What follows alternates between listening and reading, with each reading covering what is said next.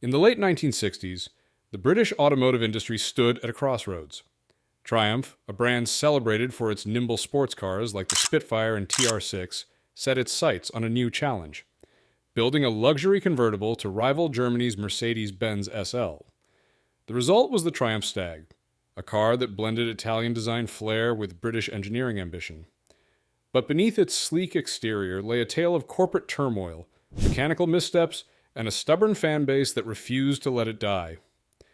This is the story of how a car born from a designer's sketch became both a cautionary tale and a cult classic.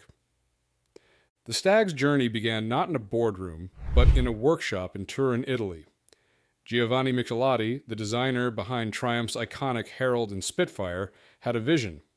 In 1963, he asked Triumph's director of engineering, Harry Webster, for a car to transform into a showstopper for the Turin Motor Show.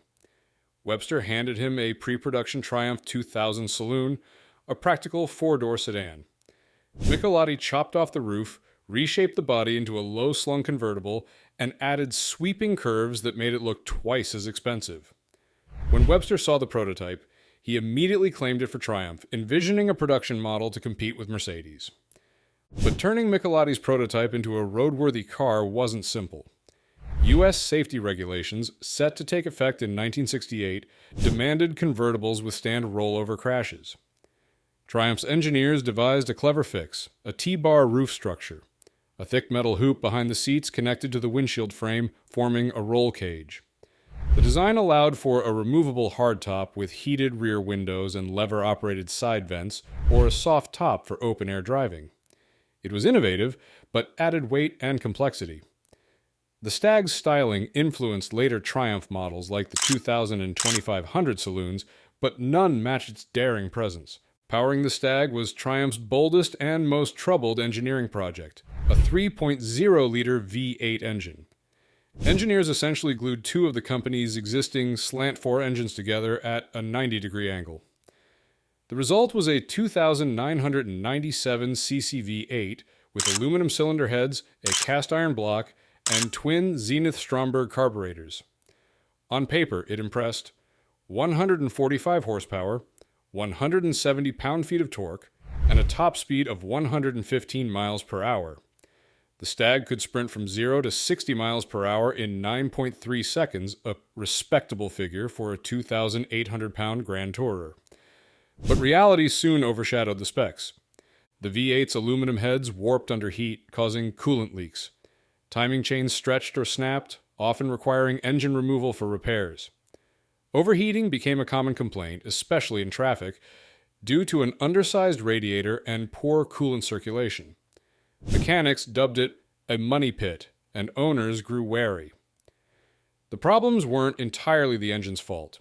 Triumph had become part of British Leyland Motor Corporation, BLMC, in 1968, a merger plagued by labor strikes, budget cuts, and internal rivalries. Rushed development and cost-cutting left the Stag's quality inconsistent. Some cars left the factory with misaligned body panels or faulty wiring. The Stag's dimensions added to its contradictions. At 173.7 inches long and 63.5 inches wide, it was compact yet muscular. The 100-inch wheelbase and near 50/50th weight balance gave it agile handling, but the cramped rear seats were barely usable. The interior mixed luxury touches like wood trim and leather seats with cheap plastics and flimsy switches. Buyers could choose a 4-speed manual or 3-speed automatic transmission, but neither masked the engine's flaws. By 1972, the Stag's reputation was in freefall. Magazine reviews praised its styling and ride comfort, but warned readers about reliability. Sales plummeted, and dealers struggled to move inventory. Between 1970 and 1977, Triumph built 25,939 Stags at its Canley plant in Coventry, with bodies supplied from the Speak factory in Liverpool. The car found modest success in Europe and the US, but its image never recovered. British Leyland considered replacing the V8 with Rover's more reliable 3.5-liter engine, but the cost proved too high. Instead, the Stag quietly disappeared in 1977, a year after Triumph merged with Rover. Yet, the Stag refused to die. Enthusiasts, drawn to its striking looks and throaty V8 rumble, began rescuing neglected models. They upgraded cooling systems, replaced timing chains with durable duplex units, and reinforced weak points. Clubs like the Stag Owners Club and Triumph Sports 6 Club emerged, sharing repair tips and organizing rallies. Today, well-restored Stags fetch prices upwards of $30,000, a testament to their enduring appeal. The Triumph Stag's legacy is a mix of admiration and frustration. Giovanni Michelotti's design remains timeless, a harmonious blend of aggression and elegance. The T-bar roof and dual-purpose hardtop showcased British ingenuity, while the V8's growl hinted at unfulfilled potential.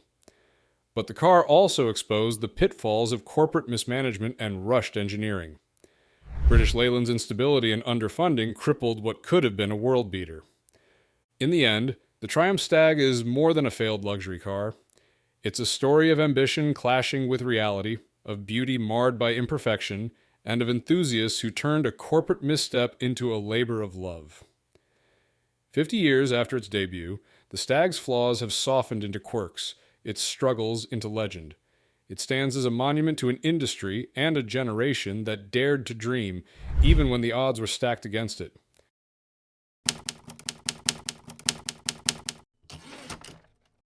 Beneath the sleek lines of a forgotten Italian classic lies a tale of ambition, innovation, and mechanical heartbreak.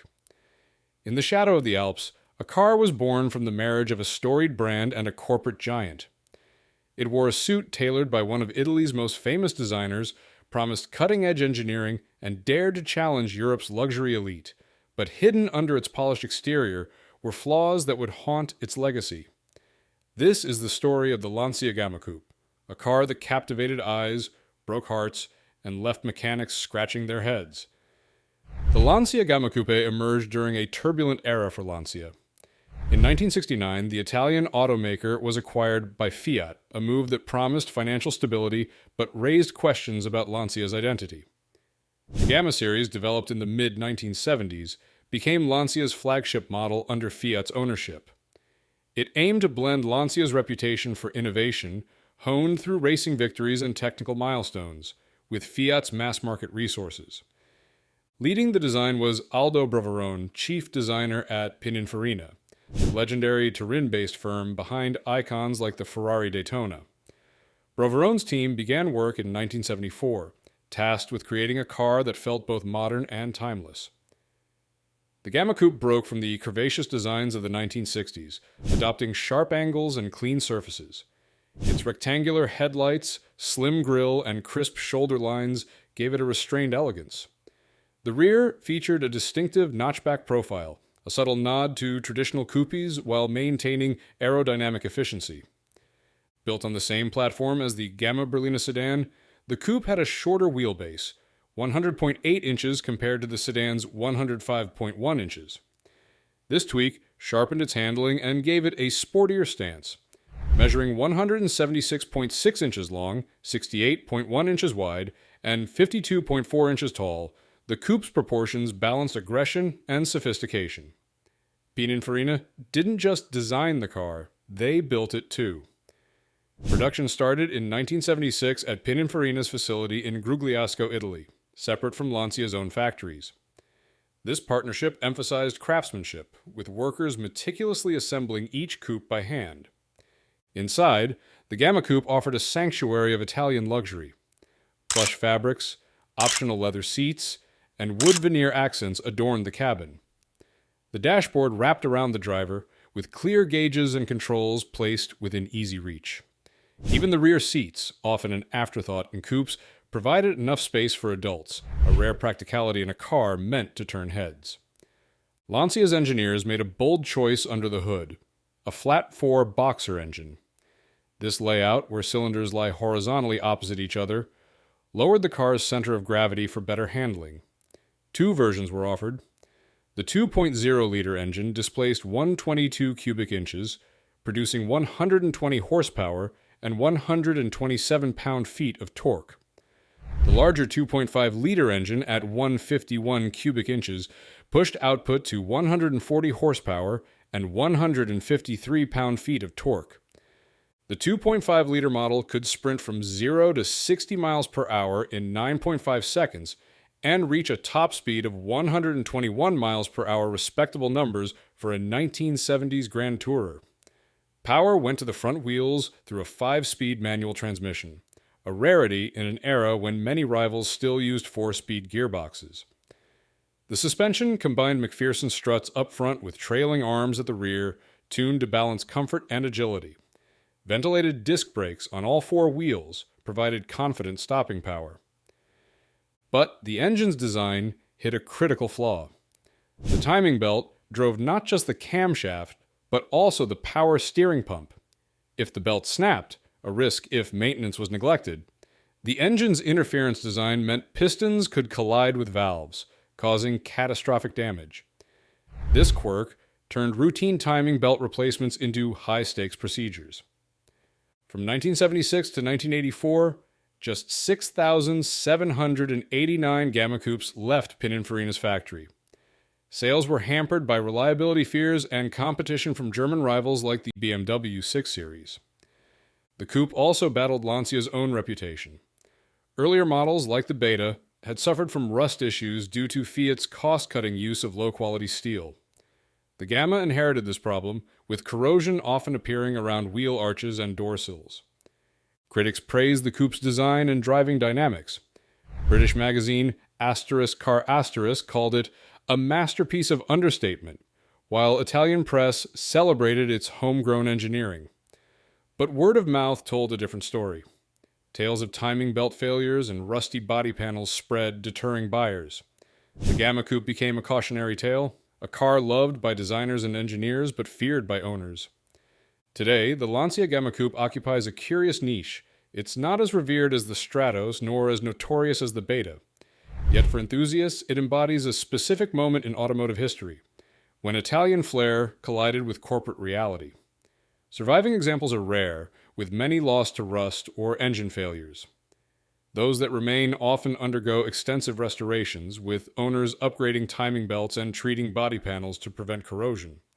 Clubs like the Lancia Gamma Registry and online forums keep the coupe's story alive. Meetups at events like the Goodwood Festival of Speed or Italy's Mille Miglia showcase these cars in polished glory. For collectors, the Gamma Coupe represents a gamble, a beautiful machine that demands patience and deep pockets. Aldo Broverone's design has aged gracefully, with the coupe's angular lines now celebrated as a bridge between 1970s pragmatism and 1980s excess. Even the flawed flat-4 engine has its defenders. It's a character builder, laughs Marco Fazio, a Roman mechanic who specializes in classic Lancias. You don't own a Gamma Coupe, you negotiate with it.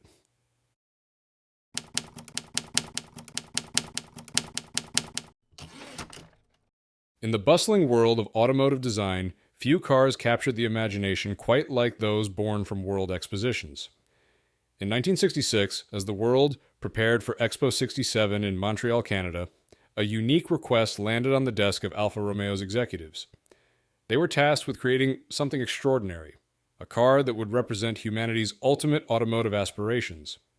What emerged from this commission would become one of the most intriguing stories in automotive history, featuring a young designer's vision, a race car's heart, and a journey from concept to reality that would challenge conventional automotive design. This is the story of a car that wasn't supposed to be a production model, but fate had other plans. In August 1966, when Alfa Romeo received the commission for Expo 67, the automotive world was in a state of rapid evolution. The challenge was clear: create 2 concept cars that would embody the exposition's theme of man and his world. The Italian automaker turned to Bertone, one of Italy's most prestigious design houses, where a talented young designer named Marcello Gandini would take the lead on this crucial project.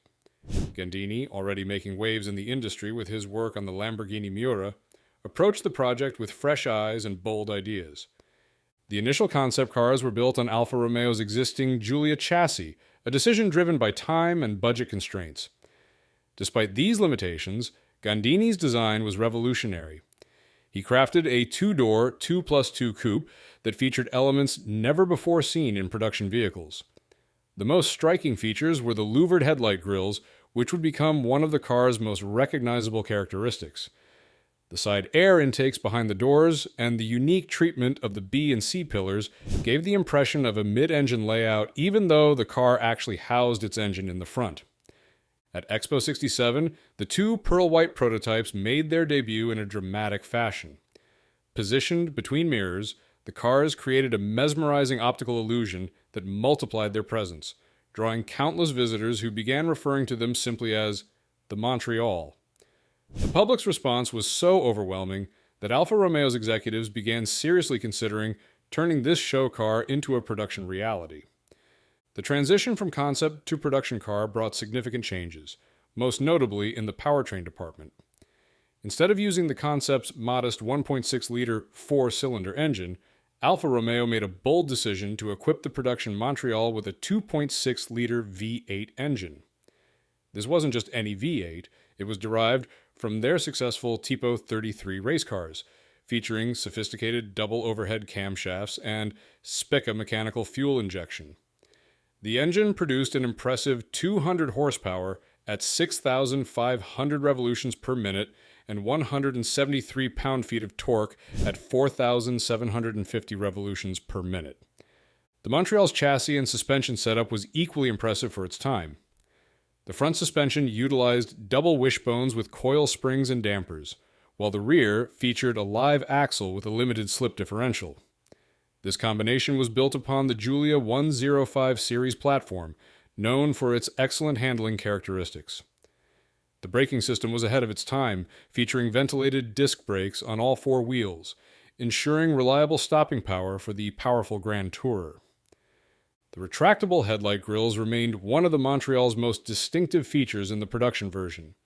When the headlights were turned off, these grills would cover them completely, maintaining the car's sleek profile. Upon activation, they would gracefully retract, revealing the headlights beneath.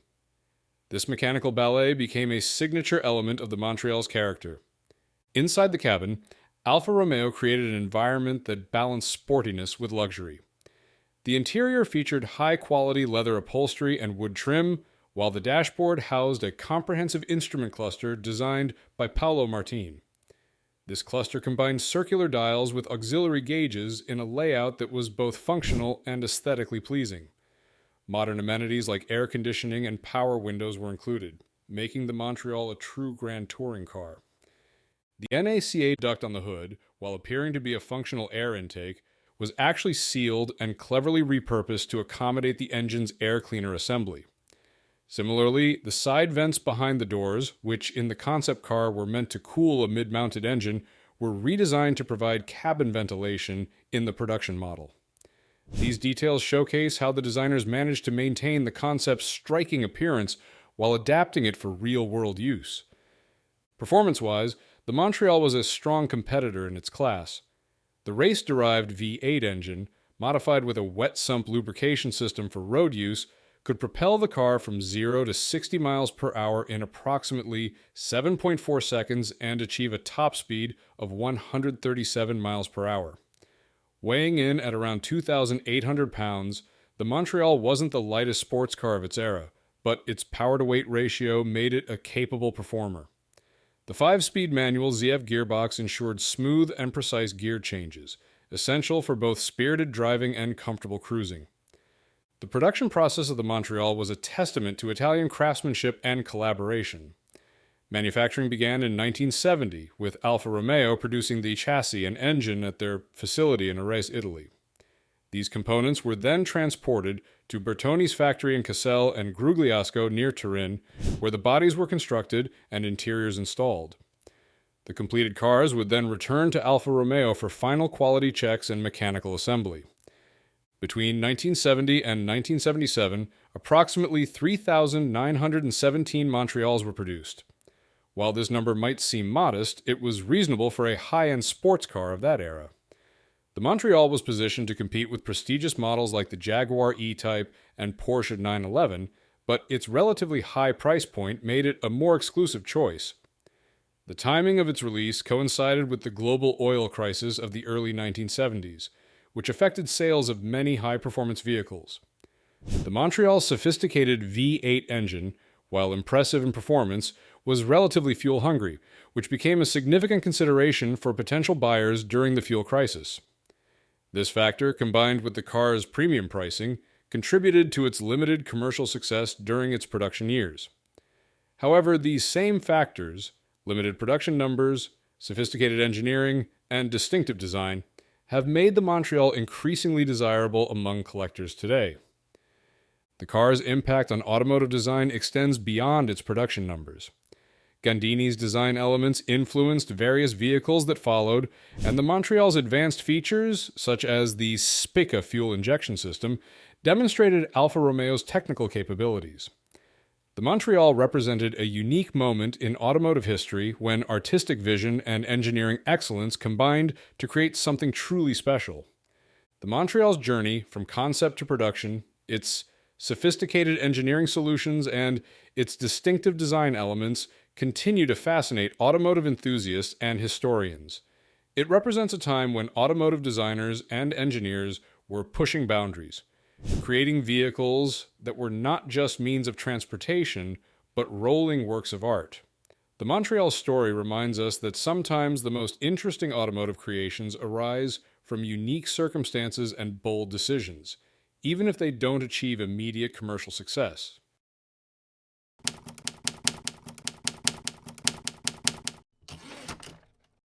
In the quiet Welsh village of Llantwit an unlikely partnership between a butcher and a German engineer gave birth to one of Britain's most intriguing automotive stories.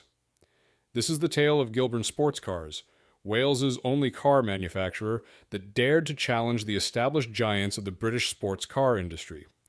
From humble beginnings in a small workshop to producing sophisticated grand tourers, Gilbern's journey represents a unique chapter in automotive history that deserves to be remembered. In 1959, Giles Smith, a local butcher with a passion for cars, crossed paths with Bernard Fries, a German engineer who had expertise in the emerging technology of fiberglass construction. Their meeting would prove fateful, as they combined their talents to establish Gilbern Sports Cars in Church Village, Pontypridd. The company's name itself was a clever fusion of their first names, Gil from Giles and Bern from Bernard. Their first creation, the Gilbern GT, emerged from their modest workshop in Church Village. This 2+2 coupe offered something different in the British sports car market. Initially powered by either a 948cc BMC A-Series engine or a 1098cc Coventry Climax engine, the GT featured a chassis crafted from square steel tubing and front suspension borrowed from the Austin A35. The car's most distinctive feature was its one-piece fiberglass body, showcasing Fries's mastery of the material. The GT was primarily sold as a kit car, though customers received the body fully trimmed and painted, a level of completion unusual for kit cars of the era. As demand grew, the company relocated to larger premises at the old Red Ash Colliery in Llantwit. The GT evolved with the times, later versions adopting larger power plants including the 1500cc or 1600cc MGA engine, and ultimately the 1800cc MGB engine, at which point it was renamed the GT 1800. By 1966, Gilbern was ready to take a bold step forward with the introduction of the Genie. This new model marked the company's ambition to move upmarket. The Genie could be equipped with either a 2.5-liter or 3.0-liter Ford Essex V6 engine, paired with a manual gearbox featuring an optional overdrive. The car utilized BMC components, including steering and back axle parts from the MGB, though the rear suspension was modified with coil spring/damper units and trailing arms. Most Genies featured a twin-choke Weber carburetor, though a select few were built with the more sophisticated Tech-Element-Jackson fuel injection system. The rear axle setup was initially located with a panhard rod, later upgraded to a Watts linkage for improved handling. By 1969, a complete Genie would set buyers back around £2,000, a considerable sum for the time. The company's flagship model, the Invader, arrived in July 1969. Building upon the Genie's foundation, the Invader represented everything Gilbern had learned about sports car manufacturing. The chassis was strengthened, and the front suspension now came from the MGC. Larger brakes were fitted to address previous criticism about stopping power. The interior received a luxury upgrade, featuring electric windows and a walnut veneered dashboard. Under the hood, the Invader housed a 3.0-liter Ford Essex V6 engine, producing 141 horsepower at 4,750 revolutions per minute and 181 pound-feet of torque at 3,000 revolutions per minute. This power plant could propel the car to a top speed of 115 miles per hour, with 0 to 60 miles per hour achieved in approximately 10.7 seconds, respectable figures for a grand tour of its era. The Invader's fiberglass body housed a practical 2+2 seating arrangement, making it suitable for both sporting enthusiasts and small families.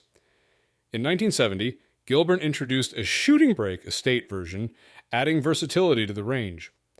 Buyers could choose between automatic transmissions or manual gearboxes with overdrive. The model evolved through 3 distinct marques. The Mark II, introduced in 1971, brought flush-fitting door handles and standard alloy wheels. The Mark III of 1972 represented the most comprehensive update, featuring a wider lower body and Ford Cortina-sourced front suspension. The track width increased by 4 inches, necessitating flared wheel arches that gave the car a more muscular appearance. Despite these technical achievements, Gilbern faced significant challenges.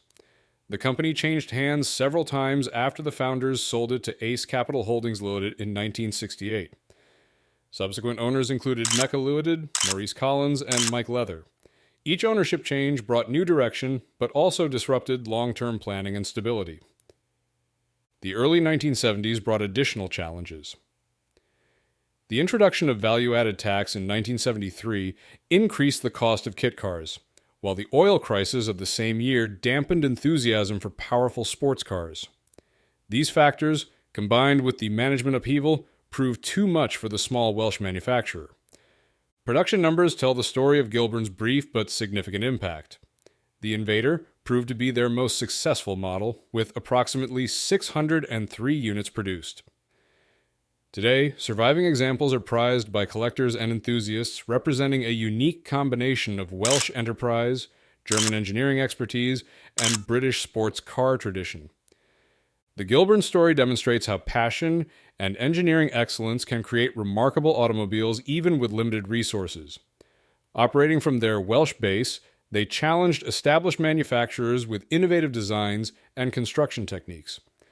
While the company's lifespan was relatively short, their achievements in producing sophisticated grand tourers from a former colliery in Wales remain impressive. The legacy of Gilbern extends beyond the cars themselves. They proved that with the right combination of skills, determination, and innovation, it was possible to establish a successful specialty car manufacturer even in an era dominated by large automotive corporations. The company's story continues to inspire enthusiasts and entrepreneurs, demonstrating that great things can emerge from unlikely beginnings.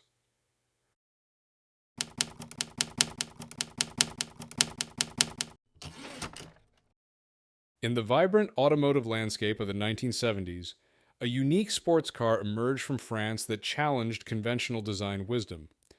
With its striking looks and an interior layout that no one had dared to try before, the Matra Simca Bagheera represented a bold vision of what a sports car could be. Named after the fearsome Black Panther from Rudyard Kipling's beloved tales, this extraordinary machine would combine French engineering prowess with innovative materials and a seating arrangement that would turn heads wherever it went. But beneath its sleek fiberglass skin lay a story of triumph and tribulation that would ultimately shape its legacy in automotive history. The story of the Bagheera begins with 2 notable French companies, Matra, recognized for its expertise in engineering and racing, and Simca, an established automaker. Their collaboration would give birth to one of the most distinctive sports cars of the 1970s. The mastermind behind the Bagheera's revolutionary design was Philippe Guidon, Matra's head of engineering, who had grown tired of the traditional 2-seater sports car layout. Guidon believed that sports cars should offer more practicality without sacrificing their essential sporting character. His vision materialized in 1973 when the Bagheera was unveiled as a 1974 model year car. The most striking feature of this new sports car was its unprecedented three-abreast seating arrangement. Unlike any other sports car of its time, the Bagheera could accommodate 3 adults sitting side by side. The driver's position featured a standard seat, while the passenger side cleverly incorporated a single 2-place bench with individual seatbacks. This unique design was inspired by a lounge chair that Guedin had discovered in a Paris shop, proving that automotive innovation could come from the most unexpected places. The exterior design of the Bagheera was equally revolutionary. The car's sleek hatchback silhouette featured hidden headlights that contributed to its impressive aerodynamic profile. The body construction utilized 19 panels made from fiberglass reinforced polyester, bonded to a steel chassis. This innovative construction method employed a technological process known as LP, a low-pressure, high-temperature pressing method that had only been in use for 12 months before the Bagheera's production began. The result was a lightweight vehicle with smooth, streamlined appearances that stood out in an era dominated by traditional steel-bodied cars. Under the skin, the Bagheera initially housed a 1.3-liter inline-4 Poissy engine borrowed from the Simca 1100 Ti. This overhead valve engine produced 84 horsepower at 6,000 revolutions per minute, which was a slight improvement over its output in the donor car. The engine was mounted transversely behind the passenger compartment and paired with a 4-speed manual transaxle, also sourced from the Simca 1100. This mid-engine rear-wheel drive configuration provided excellent weight distribution and enhanced handling characteristics. The interior design was equally thoughtful. The absence of a transmission tunnel created a spacious feeling inside the cabin. The front inner wheel arches were cleverly designed to minimally intrude into the passenger space, incorporating a novel tow board for passengers to rest their feet. The driver faced a unique instrument cluster housing all necessary gauges, while elegant fluted headlining adorned the roof. The first Bagheeras were available in 3 colors: yellow, orange, and blue, with yellow being predominant in the initial production run. The interior featured black brushed nylon trim with contrasting panels accented by brass eyelets, and distinctive green instrument panel lighting added to the car's unique character. In 1975, Matra introduced an upgraded version called the Bagheera S. This model featured a larger 1.4-liter engine from the Simca 1308 GT, equipped with 2 2-barrel Weber carburetors. The enhanced power plant produced 90 horsepower at 5,800 revolutions per minute, enabling the car to reach a top speed of 118 miles per hour. Despite the performance upgrade, the car retained its 4-speed manual transmission, as a 5-speed option was never introduced during its production run. The suspension system underwent significant development to achieve an optimal balance between sporty handling and ride comfort. The front suspension, adapted from the Simca 1100, used upper and lower A-arms with telescopic hydraulic dampers and longitudinal torsion bars. An anti-roll bar was fitted to reduce body roll during cornering. The rear suspension initially mirrored the front setup, but after proving unsatisfactory, Matra developed a new system using trailing arms with transverse torsion bars and telescopic shock absorbers, complemented by an anti-roll bar to improve handling stability. Throughout its production run, the Bagheera saw several special editions and updates. In 1974, Matra introduced the Courrèges edition, named after fashion designer André Courrèges. This distinctive model featured an all-white exterior and interior, with imitation gold trim on the dashboard and unique badging. The following year, when the more powerful Bagheera S was introduced, the Courrèges edition also received the larger 1.4-liter engine as standard equipment. In 1976, the Bagheera underwent a significant restyling, known as the Type 2. Almost every body panel except the rear hatch was modified. The updates included new wraparound bumpers, revised rear quarter glass, and larger tail lamps. These changes slightly increased the car's drag coefficient from 0.33 to 0.35, but modernized its appearance. The interior also received a new dashboard design to enhance functionality and aesthetics. Further updates came in 1978, focusing on interior improvements. A completely redesigned dashboard offered better visibility for the driver, and new seating was introduced to enhance comfort during long drives. By 1979, The 1.3-liter engine was discontinued, making the 1.4-liter power plant standard across the range. The car also received new doors and door handles from the Matra Rancho, replacing the previous hidden door handles for improved durability and ease of use. However, the Bagheera faced significant challenges during its production run. The most serious issue was rust, which affected the steel chassis due to insufficient rust proofing. Even relatively young examples showed signs of corrosion, particularly in regions with harsh winters or high humidity. This problem would eventually tarnish the car's reputation for quality and durability, despite its innovative design and construction. The technical specifications of the Bagheera reflected its positioning as a practical sports car. Both engine options utilized twin Weber carburetors for efficient fuel delivery and improved performance. The braking system combined front disc brakes with rear drums, providing adequate stopping power for the approximately 984-pound vehicle. The car's compact dimensions, measuring about 165 inches in length, contributed to its agile handling characteristics. When introduced, the Bagheera received considerable praise for its innovative design and practical features. The three-seat layout, in particular, set it apart from conventional sports cars, offering unique versatility without compromising its sporting character. The aerodynamic shape and fiberglass body construction were also ahead of their time, showcasing technologies that would become more common in later decades. Despite these advantages, several factors limited the Bagheera's success. Beyond the rust issues, the relatively modest power output of its engines made it less competitive against contemporary rivals like the Fiat X1/9 and Porsche 914. The lack of a 5-speed transmission option also hurt its appeal among enthusiasts who desired better high-speed cruising capability. Production of the Bagheera concluded in 1980, with a total of 47,802 units built at Matra's factory in Romorantin, France. While this number was respectable for a niche sports car, it fell short of Matra's expectations. The company's next model, the Matra Morena, would address many of the Bagheera's shortcomings by incorporating a galvanized steel chassis to prevent rust and offering a 5-speed transmission. Today, the Matra Simca Bagheera holds a special place in automotive history. Its innovative three-seat layout predated similar configurations in later vehicles like the McLaren F1, and its use of fiberglass-reinforced polyester body panels demonstrated the potential of lightweight materials in sports car construction. The car has developed a devoted following among classic car enthusiasts, particularly in Europe, where well-preserved examples are highly sought after for their rarity and unique features.